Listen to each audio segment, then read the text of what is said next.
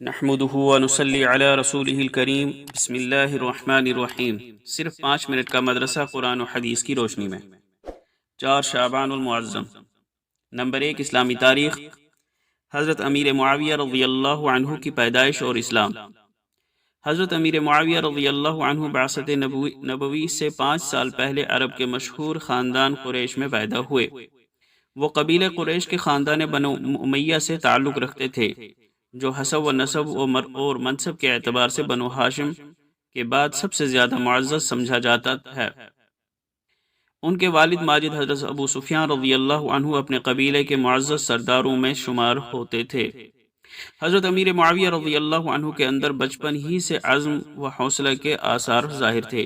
نوعمری کی حالت میں ابو سفیان رضی اللہ عنہ نے ان کو دیکھ کر کہا، میرا بیٹا بڑے سر والا ہے اور قوم کا سردار بننے کے لائق ہے۔ ایک قیافہ شناس چہرہ کو دیکھ کر اندازہ لگانے والے نے امیر معاویہ رضی اللہ عنہ کو دیکھ کر کہا، میرا خیال ہے کہ یہ اپنی قوم کا سردار بنے گا۔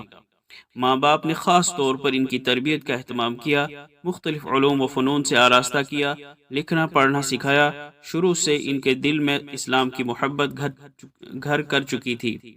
اس کی بڑی دلیل یہ ہے کہ وہ بدر، احد، خندق اور صلح حدیبیہ میں جوان ہونے کے باوجود کفار کی جانب سے شریک نہیں ہوئے، البتہ بعض مصلحتوں اور مجبوریوں کی وجہ سے انہوں نے اپنے خاندان کے ساتھ فتح مکہ کے موقع پر اسلام کا اظہار کیا۔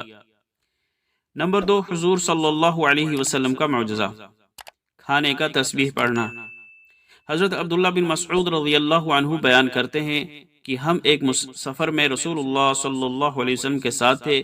پانی کی کمی ہو گئی۔ آپ صلی اللہ علیہ وسلم نے فرمایا، تلاش کرو کسی کے پاس کچھ پانی بچا ہو تو لے آؤ۔ لوگ ایک برتن لے آئے جس میں ذرا سا پانی تھا۔ آپ صلی اللہ علیہ وسلم نے برتن میں اپنا مبارک ہاتھ ڈالا اور فرمایا، وضو کا بابرکت پانی لو اور یاد رکھو، برکت اللہ کی طرف سے ہوتی ہے۔ حضرت عبداللہ بن مسعود رضی اللہ عنہ فرماتے ہیں، میں نے دیکھا کہ آپ صلی اللہ علیہ وسلم کی انگلیوں سے پانی چشمے کی طرح پھوٹ رہا ہے، اور ایسا بھی ہوتا تھا کہ ہم کھانا کھایا کرتے تھے اور آپ صلی اللہ علیہ وسلم کے منہ مبارک میں کھانے کی تسبیح اپنے کانوں سے سنا کرتے تھے۔ نمبر 3، ایک فرض کے بارے میں، مجبوری میں مردار کا کھانا۔ اللہ تعالیٰ قرآن میں فرماتا ہے، اس اللہ نے تو تمہارے لیے بس مردار جانور، خون اور سور کا حرام کیا ہے، نیز وہ جانور بھی حرام ہے ذبح کرتے وقت جس پر اللہ کے سوا کسی اور کا نام پکارا گیا ہو۔ ہاں، اگر کوئی شخص انتہائی مجبوری کی حالت میں ہو اور ان چیزوں میں سے کچھ کھا لے جبکہ اس کا مقصد نہ لذت حاصل کرنا ہو اور نہ وہ ضرورت کی حد سے آگے بڑھے، تو اس پر کوئی گناہ نہیں۔ یقیناً اللہ بہت بخشنے والا بڑا مہربان ہے۔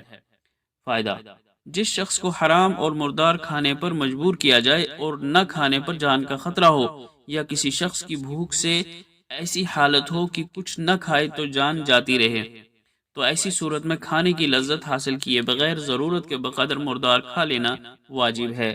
اگر نہ کھانے کی وجہ سے جان چلی گئی تو گناہ ہوگا۔ نمبر 4، ایک سنت کے بارے میں، مشکل وقت کی دعا۔ رسول اللہ صلی اللہ علیہ وسلم نے فرمایا، جو مسلمان بندہ کسی مشکل معاملے میں ان کلمات کے ذریعے اللہ تعالیٰ سے دعا کرے تو اللہ تعالیٰ اس کی دعا قبول کرے گا۔ وہ دعا یہ ہے، لا الہ الا انت سبحانک انی کنت من الظالمین۔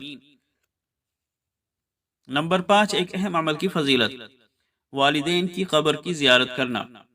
رسول اللہ صلی اللہ علیہ وسلم نے فرمایا، جو شخص ہر جمعہ کو والدین کی یا ان میں سے کسی ایک کی قبر کو زیارت کرتا ہے، قبر کی زیارت کرتا ہے تو اس کی مغفرت کر دی جاتی ہے اور اسے والدین کا فرما بردار لکھ دیا جاتا ہے۔ نمبر 6، ایک گناہ کے بارے میں، اپنے علم کو چھپانا۔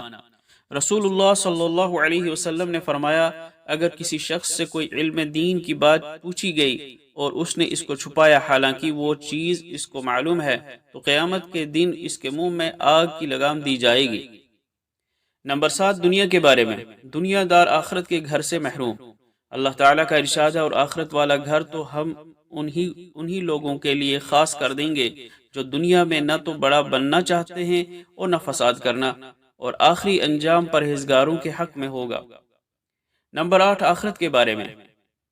جنتی کو موت نہیں آئے گی۔ ایک شخص نے سوال کیا، یا رسول اللہ، کیا اہل جنت کو نیند آئے گی؟ رسول اللہ صلی اللہ علیہ وسلم نے جواب دیا، نیند موت کی بہن ہے، اور جنتیوں کو موت نہ آئے گی، لہذا نیند بھی نہ آئے گی۔ نمبر 9، طب نبوی سے علاج۔ بیمار کے لیے نرم غذا۔ رسول اللہ صلی اللہ علیہ وسلم سے جب ذکر کیا جاتا کہ فلاں شخص کو درد ہے، یعنی بیمار ہے اور کھانا نہیں کھا رہا ہے، تو آپ فرماتے کہ اسے تلبینہ استعمال کراؤ۔ فائدہ: تلبینہ جو دودھ اور شہد کے ذریعے تیار کیا جاتا ہے۔ نمبر 10، نبی صلی اللہ علیہ وسلم کی نصیحت۔ امانت کو واپس کر دیا کرو۔ رسول اللہ صلی اللہ علیہ وسلم نے فرمایا، جو آدمی تمہارے پاس کوئی چیز بطور امانت رکھے تو اس کے مانگنے پر اس کی امانت واپس کر دو، اور جو آدمی تمہارے ساتھ خیانت کرے تو تم بھی اس کی طرح خیانت مت کرو۔ اللہ تعالی عمل کرنے کی توفیق عطا فرمائے۔ وآخر دعوانا الحمد للہ رب العالمین۔